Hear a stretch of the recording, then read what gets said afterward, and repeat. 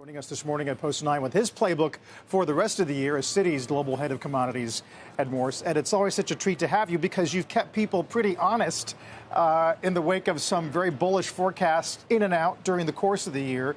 How do you view the second half? Well, we view the second half as starting out with more strength. We haven't had the strength yet. The EIA data came out. They were very strong this morning, indicating that demand is up year on year about 700,000 barrels a day in the U.S.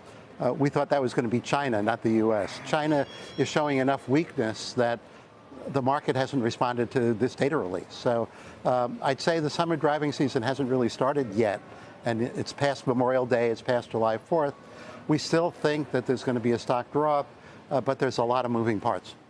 What kind of wild card is China in terms of stimulus? I mean, were you expecting that China would have unveiled stimulus by this point, seeing the weakness already, and they haven't? Is that a surprise to you? And what kind of upside could that give to your forecast? Well, we've thought that the stimulus was not going to be very great to begin with. Okay. Now we've had data in the last week showing two things. One is that they're banking on growth in services, and services didn't grow in the last month. They were banking on the property market staying stable, and it's gotten a lot weaker. So the things that we thought they were going to do were not going to inspire industrial demand. We thought they were going to get back to where they were before the lockdown. And now that's very questionable. Anything they do now is unlikely to have an effect on the economy until the end of the year or into next year. So I'd say China is now turned into a wait-and-see view rather than it's going to be half of global oil demand growth this year. You think the oil bulls, what they've missed the most in the first half has been lack of discipline within the cartels, Iranian or Russian flow? I don't know if it's about consumer psychology, EV adoption, something else? I think the bullish case was made on the supply side rather than on the demand side, and supply has certainly been more robust.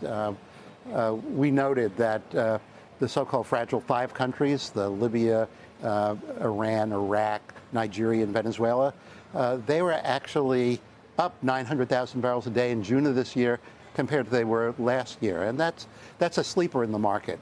Iraq could actually be up 900,000 barrels a day by this time next year, another sleeper in the market. So we're not alone in thinking that the bullish view over-exaggerated the drop in supply growth. It may happen a bit in the U.S. next year.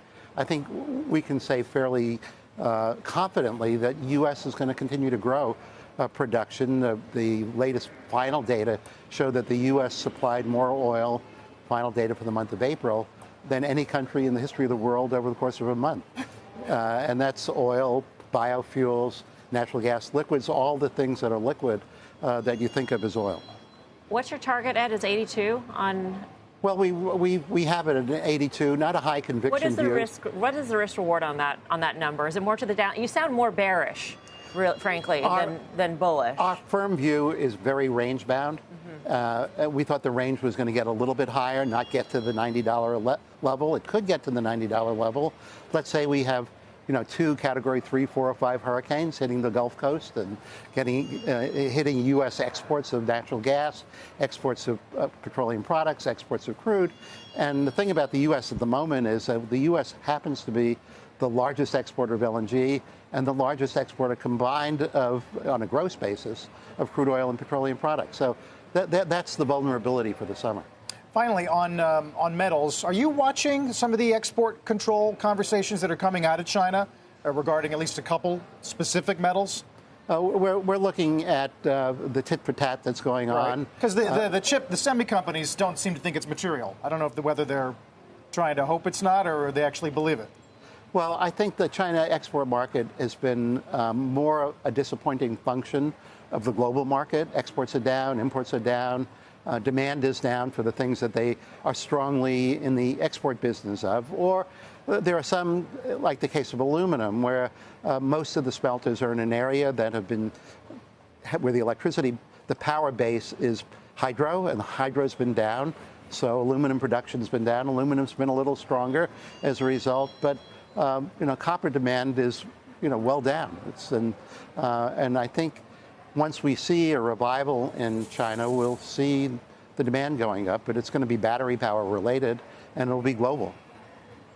The doctor is in on copper, that's for sure. Ed, great conversation. Please hurry back. Thanks Ed for having Morse me. of Citi.